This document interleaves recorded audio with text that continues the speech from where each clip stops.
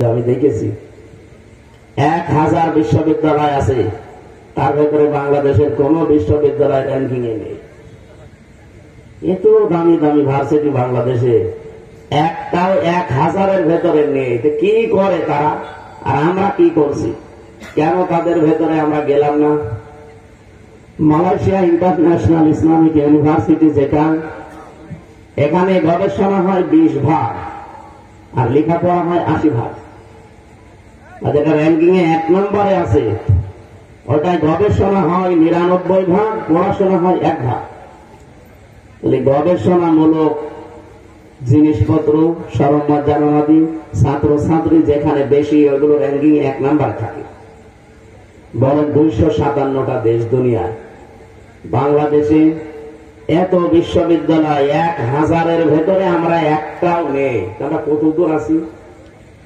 Classroom, তাদের সিস্টেমগুলো, তাদের যে আধুনিকতার ছোঁয়া তারা যে ব্যবহার করে, তাদের গবেষণার যে সমস্ত জিনিসপত্র, তার ধারে কাছেও এই দেশের কোন ভার্সিটি যেতে পারে না। এই জন্যই তো আমরা সিরিয়ালে নেই। এই দুনিয়াতে সিরিয়ালে থাকার জন্য যদি এত কিছু তারা করে, আপনি একটু ভাবেন যে ক্লাসরুম দুনিয়ার কোন ক্লাসরুম না। কোনটা? জান্নাত সরাসরি ক্লাসরুম, আর যেমন তেমন ছাত্র না। ছাত্র সরাসরি একজন নবী, আর শিক্ষক জিবরাইল না। শিক্ষককে কি শেখাতে পারে? আমার মনে হয় যারা পুরাতন তাফসীর পড়ে, হুজুর সহ জিজ্ঞাসা করে দেখেন, এর বহু বছর আসমা, যেহেতু বিভিন্ন জিনিসের নাম আল্লাহ শিখিয়েছিল, আলু, পটল, ঝিঙা, বাঁশ, কদু, এগুলো তো নাম আছে, নাম নেই? নামগুলো এক জায়গায় করলে হয় আসমা, নাম সমূহ।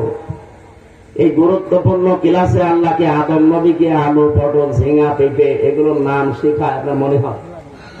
কি শিখিয়েছিল? এইটা জানার জন্যই তো মাহফিলে আসা লাগে। আল্লাহ কি শিখিয়েছিলেন? এই গুরুত্বপূর্ণ ক্লাস পৃথিবীর আমার মনে হয় এর চাইতে দামি ক্লাস আর নেই। এত দামি ক্লাসে এত দামি ছাত্রের সামনে এইরকম শিক্ষক একজন আল্লাহ নিজে কি কি শিখিয়েছিলেন সেটা সূরা আরাফের 172 নম্বর আয়াতে আছে।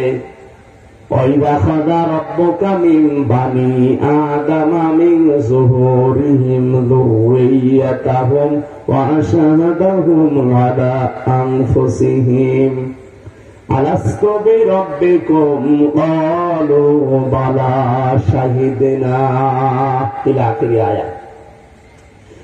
আল্লাহ পাক বলেন, স্মরণ করো ওই সময়ের কথা যখন আদম নবীর পৃষ্ঠদেশ থেকে তার সন্তানগুলোকে সব বের করলাম। আমি একটা অঙ্গীকার নিলাম, আলাস্তু বিরাব্বিকুম, আমি কি তোমাদের রব না? যত রূহ ওই সময় বের হয়েছিল এক বাক্যে জবাব দিয়েছে, ক্বালু বালা, অবশ্যই আপনি আমাদের রব। প্রশ্ন আসতে পারে, বালা শব্দের বিপরীতে আরেকটা শব্দ আছে, সেই শব্দ বললেন না।